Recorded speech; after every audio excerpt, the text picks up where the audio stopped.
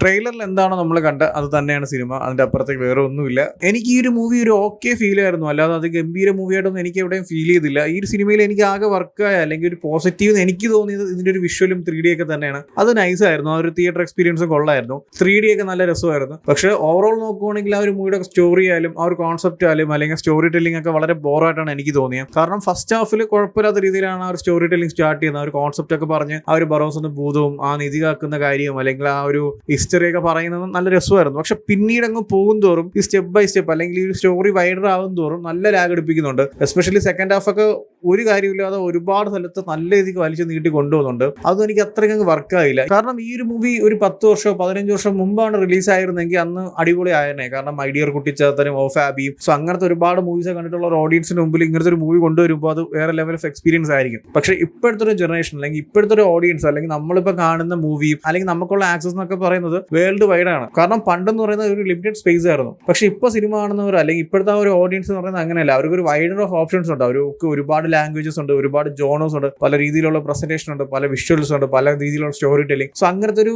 ടൈപ്പിലോട്ട് തന്നെ ആ ഒരു സിനിമയും ഓഡിയൻസ് ഒക്കെ മാറിക്കഴിഞ്ഞു. സോ ആ ഒരു ടൈമിൽ ഇങ്ങനത്തെ ഒരു മൂവി പ്രസന്റ് ചെയ്യുമ്പോൾ അത് വർക്കാനുള്ള ചാൻസ് 50-50 ആണ്. കാരണം ഈ ഒരു മൂവിയുടെ സ്റ്റോറി ടെല്ലിംഗ് അത്ര ലാഗായിട്ടാണ് എനിക്ക് ഫീൽ ആയത്. മൂവിയുടെ കോൺസെപ്റ്റ് മനസ്സിലായി, ഇനി എന്താണ് നടക്കാൻ പോകേണ്ട കാര്യവും മനസ്സിലായി. പക്ഷെ പിന്നീടും വലിച്ചു നീട്ടി കൊണ്ടുപോകുന്ന ഒരുപാട് ഏരിയാസ് ഉണ്ടായിരുന്നു. അതൊന്നും എനിക്ക് അത്രയ്ക്ക് വർക്കായില്ല. ഈ ഒരു മൂവി കാണാൻ പോകുമ്പോൾ തന്നെ നമുക്കറിയാം എങ്ങനത്തെ മൂവിയാണ്, എങ്ങനത്തെ ടൈപ്പ് ഓഫ് സ്റ്റോറി ടെല്ലിംഗ് ആയിരിക്കും, ഏതൊരു ഓഡിയൻസിനാണ് ഇത് ടാർഗറ്റ് ചെയ്യണം, അല്ലെങ്കിൽ എങ്ങനത്തെ മേക്കിംഗ് ആണ്, എങ്ങനത്തെ കോൺസെപ്റ്റ് ആണ്, എല്ലാം അറിയാം. പക്ഷെ എന്നാലും സിനിമ നമ്മൾ കണ്ടുകൊണ്ടിരിക്കുമ്പോൾ ആ സിനിമയിൽ ഒരു ഇമോഷൻ കണക്ഷൻ വേണ്ടേ, ആ ഒരു ക്യാരക്ടേഴ്സ് ആയിട്ടോ അല്ലെങ്കിൽ ആ ഒരു ഇവന്റ്സ് ആയിട്ടോ എവിടെങ്കിലും. എനിക്ക് ആകെ ആ ഒരു സിനിമയിൽ ആ ഒരു സ്റ്റോറി വൈസ് എനിക്ക് കുറച്ച് ഓക്കെ, എനിക്ക് ഇഷ്ടപ്പെട്ടെന്ന് പറയുന്ന ഫസ്റ്റ് ഹാഫിൽ ഞാൻ ഓൾറെഡി പറഞ്ഞ പോലെ ആ ഒരു ബറോസും ആ ഒരു ഭൂതവും ആ പാസ്റ്റും ആ നിധി കാക്കുന്ന ഒരു കോൺസെപ്റ്റ് മാത്രമാണ്. പിന്നീട് ഒന്നും ഒരു കണക്ഷനോ ഒരു ഫീലോ എവിടെ എനിക്ക് കിട്ടിയിട്ടില്ല ഈ സിനിമയിൽ. അതിന്റെ ആ ഒരു മൂവിയുടെ മേക്കിംഗ് ക്വാളിറ്റിയിലോട്ട് വരുമ്പോൾ ആ ഒരു VFX ആയാലും ആ ഒരു CG പോർഷൻസ് ഒക്കെ നൈസ് ആയിരുന്നു. പക്ഷെ ആർട്ടായാലും ചില ആനിമേഷൻസ് ആയാലും ഒട്ടും എനിക്ക് വർക്കായില്ല. എസ്പെഷ്യലി ഈ ലാലേട്ടന്റെ പോർഷൻസ് വരുന്ന ഒരു നിധി കാക്കുന്ന ഏരിയ ഉണ്ട്, അവിടുത്തെ ആർട്ട് എന്നൊക്കെ പറയുന്നത് ഒരു ഫീൽ ഇല്ല കാണാനായിട്ട്, ഒരു ഡെപ്ത് ഇല്ല അതിനൊന്നും. ഭയങ്കര എന്തോ തെർമോക്കോൾ ചെയ്തുകൊണ്ട് വെച്ചിരിക്കുന്ന പോലെയാണ്. നമുക്ക് അതിന്റെ ഇപ്പം ചെറിയൊരു ചുടുകട്ടയാൽ പോലും അങ്ങനെ ഒരു ഫീൽ നമുക്ക് കിട്ടുന്നുണ്ട്. ആൻഡ് ആനിമേഷനിലോട്ട് നോക്കുവാണെങ്കിൽ തന്നെ ചില പോർഷൻസ് ഒന്നും എനിക്ക് അത്രയ്ക്കും വർക്കായില്ല. ഒരു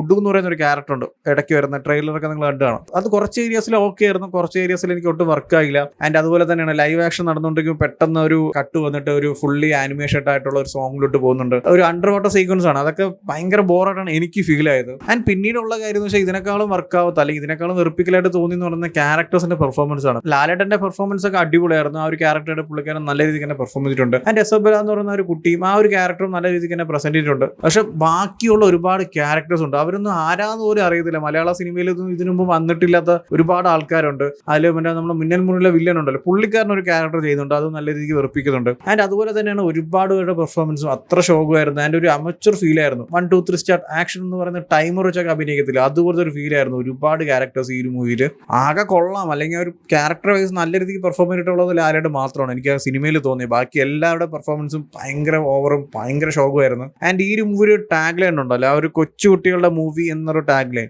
അത് കുഴപ്പമില്ല. പക്ഷെ നമ്മുടെ ഇതിനു മുമ്പ് മലയാള ഇൻഡസ്ട്രിയിൽ വന്നിട്ടുള്ള കൊച്ചുകുട്ടികളുടെ മൂവി എന്ന് പറയുന്ന മൈ ഡിയർ കുട്ടിച്ചാത്തനായാലും ഒഫാബിയൊക്കെ ഞാൻ പണ്ട് ടിവിയിലൊക്കെ വരുമ്പോൾ ഞാൻ അത്രമാത്രം എക്സൈറ്റഡ് കണ്ടിട്ടുള്ള മൂവിയാണ്. ഒഫാബി ആയാലും മൈ ഡിയർ കുട്ടിച്ചാത്തനായാലും. സോ അതിന്റെയൊക്കെ ഒരു പ്രസന്റേഷൻ എന്ന് പറയുന്നത് ഏതൊരു ഏജ് ഗ്രൂപ്പിലുള്ള ആൾക്കാർക്കും അത് വർക്കാവും. കൊച്ചുകുട്ടികളെന്നോ മുതിർന്നവരെന്നോ അങ്ങനെയൊന്നുമില്ല, എല്ലാവരും ടിവിയുടെ മുമ്പിൽ ഇരുന്ന് അടിപൊളിയായിട്ട് എക്സ്പീരിയൻസ് ചെയ്യുന്ന മൂവിയാണ്. പക്ഷെ ബറോസിലോട്ട് വരുമ്പോൾ എനിക്ക് ഈ മൂവി വർക്കായില്ല. പക്ഷെ കൊച്ചുകുട്ടികൾക്ക് വർക്കാവെന്ന് ചോദിച്ചാൽ വർക്കാവാനുള്ള ചാൻസ് വളരെ കുറവാണ്. കാരണം ഇപ്പോഴത്തെ ജനറേഷൻ എന്ന് പറയുന്നത് അവർക്ക് ഒരുപാട് ആക്സസ് ഉണ്ട്. പോരാത്തതിന് അവരിപ്പം എല്ലാവരുടെയും മൊബൈലുണ്ട്, അവർ മറ്റേ ഷോർട്സും വീഡിയോസും റീൽസും എല്ലാം കാണുന്നവരാണ്. എല്ലാം ഫാസ്റ്റ് പേസ് ആണ്. മറ്റേ 30-20 മിനിറ്റ് വീഡിയോ ഫുള്ളിരുന്ന് കാണാൻ വയ്യാത്തതുകൊണ്ടാണ് അതിൻ്റെയൊക്കെ ഷോർട്ട് ആയിട്ടുള്ള ഒരു 30 സെക്കൻഡ് 40 സെക്കൻഡ് റീൽസിലോട്ട് വന്നത്. അതാകുമ്പോൾ പെട്ടെന്ന് കാര്യം ഫാസ്റ്റ് പേസിൽ തീരും. സോ അങ്ങനത്തെ ഒരു ജനറേഷനാണ് ഇപ്പോഴത്തെ കുട്ടികൾ എന്ന് പറയുന്നത്. സോ അവരുടെ മുമ്പിൽ ഇങ്ങനത്തെ ഒരു സ്ലോ പീസ് ആയിട്ടുള്ള അല്ലെങ്കിൽ ഭയങ്കര ലാഗ് അടിക്കുന്ന ഒരു സ്റ്റോറി ടെല്ലിങ്ങിലോട്ട് പോവുകയാണെങ്കിൽ അത് ഒട്ടും വർക്കാവാനുള്ള ചാൻസ് ഇല്ല. കാരണം അവരൊന്നും ഒരിക്കലും ഇരുന്ന് കാണത്തില്ല. ചിലപ്പോൾ മൂവിയുടെ ഫസ്റ്റ് ഹാഫിലുള്ള ആ ഒരു കോൺസെപ്റ്റ് എന്താണ് ആ ഭൂതം അല്ലെങ്കിൽ ഭൂതം നിധി ആക്കുന്ന നിധി എന്തിൻ്റെയാണ് അല്ലെങ്കിൽ അതിന്റെ ബാക്ക് സ്റ്റോറി ആ ഒരു ഹിസ്റ്ററി ഒക്കെ പറഞ്ഞു തീർന്നാൽ പിന്നീട് അങ്ങോട്ട് കഥയില്ല.